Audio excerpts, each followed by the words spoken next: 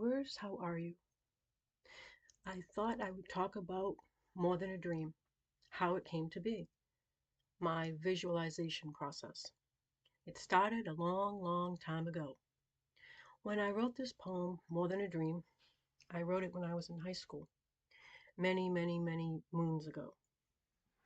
I always wrote everything down when I was in high school. I kept a notebook, jotted down notes, poems, lyrics, stories, whenever I could. I loved literature in high school, art and music, and I still write today. But I always had this picture of my poem. It is a love poem after all, with a rose in it. So I did go out and take a picture of a rose. And when we were using typewriters back then, I typed up my poem.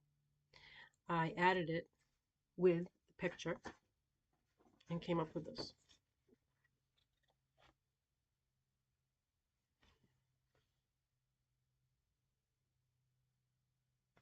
As you can see, I always had the concept of a rose with more than a dream.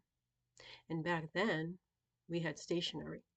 Some of you may not know what stationery is, but I was really excited when you could go into the store and look at all the colors, graphics, and artwork on stationery.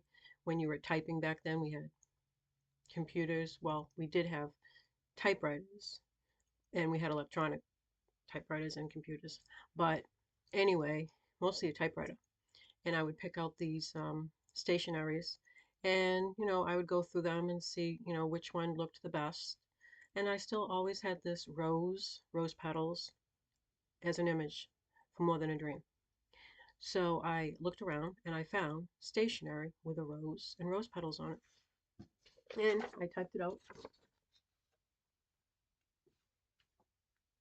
As you can see, it's still the same concept. A rose with rose petals. It is a love poem after all. Fast forward years and years and years later, I had the opportunity to create a video with just the right amount of roses and rose petals. In my visualization video for More Than a Dream, I wanted to share it with others that could feel some emotional connection. It's a love poem. And I think I got some likes, and I think I have some views, so people seem to like it. I hope you liked it. I hope it moved you.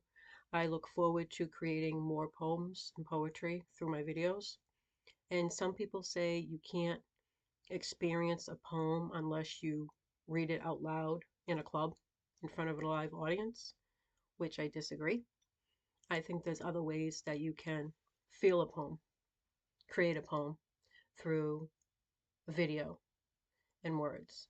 And I hope to be bringing you part 2 on some interesting facts you may not have known about that poem or some of my poetry, some tidbits you might find interesting, I hope.